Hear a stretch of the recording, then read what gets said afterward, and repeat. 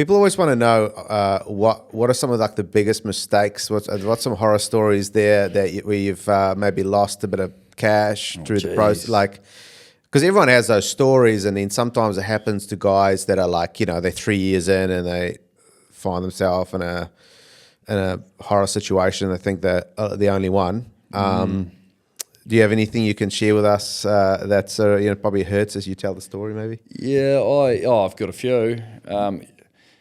Yeah, I mean, my biggest learnings have been when I've lost money.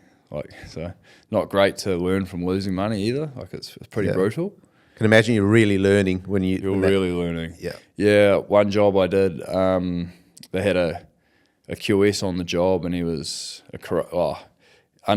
wouldn't pay my full payment claims the whole job, and then I got to the final payment claim, and then the client wouldn't pay. It was just planned, and then I'm like lawyering up against someone who's got a lot more money than me, and so I took a smack there. Then another one I did, I missed quite a big elevation of cedar on a job, and cedar had doubled in price during COVID. So it cost me about, I don't know, 40 grand or something. Yeah. So that was an experience as well. Yeah. So that's two big things off the top of my head. But I mean, there's always stuff, you're too busy, you're missing variations, you can't be bothered sending variations because you're worried about how the client's going to respond to you. When I was a bit younger, you just leave it, you just wear it. So a lot of things like that over time. But now I'm like, if it's be clear about the variation stuff at the start with the client, and then just be confident, and just because you're only doing it to make money, Yeah. Do you want to elaborate on that part? Because if you're building architectural homes, variations is sort of just very much part of the journey, because obviously that's architectural, and so how would you recommend? What's your advice on how to approach that whole process when for builders sort of more coming into the architectural stuff? It's a lot easier when you've got the architect helping you as well on them, because the job we have in House of the Year, me and the architect, let's say there was 100 variations, but he drove them. Like, he would send it to me and I'd price it, and then he'd deliver it to the client. So it was that was really good, really, really good. And then the client would go off and think on it, and I'd just give as much detail as possible. And that was just the most stress-free variations I've had. When you're dealing directly with the client, it's hard, because they're stressed, especially like smaller jobs.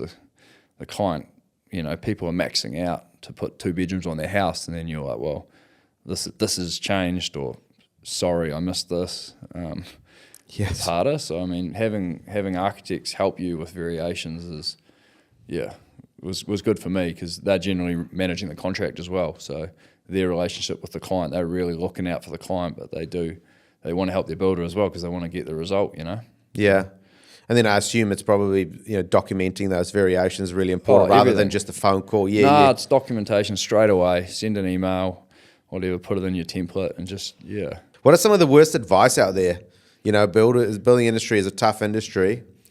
And, you hear a lot of people throwing around advice and things like that. Do you have any advice you've heard out there that sort of doesn't really hit home? I don't know. I don't know. I don't really listen. So you see a lot of different stuff on social media and people stating stuff there, which you'd shake your head at. But I mean, I'm not one to give advice unless I'm asked. So I don't think so. It's you've just got to get into it and figure it out yourself as a builder. Like have a mentor, have someone who's done it.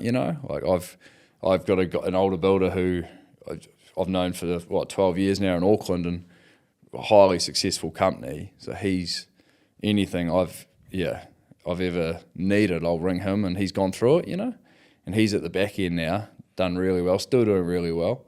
So I've had him to get good advice off, Yeah. So you don't take advice from people that aren't where you want to be, So that's what I think. Yeah. And how much of having that mentor how much has that added to the growth of your business, do you believe? Well, yeah, I mean, it's now I think, when he used to tell me stuff, I'd just shake my head, and now I can see it way better. So like he's I mean, it's helped me a lot, and he still helps me when, you know, I catch up with him every few months for a beer. And this is not someone I ring every day, but just pick your brain. How did you price this? How did you cope with this? Like, because nothing extreme, you know, just someone there like that. And then I've got a few other mates who similar position to me, similar size. I'm sure you'll get some of them on here, and we bounce a lot off each other all the time as well, which is really helpful, you know. So how often would you catch up with those guys?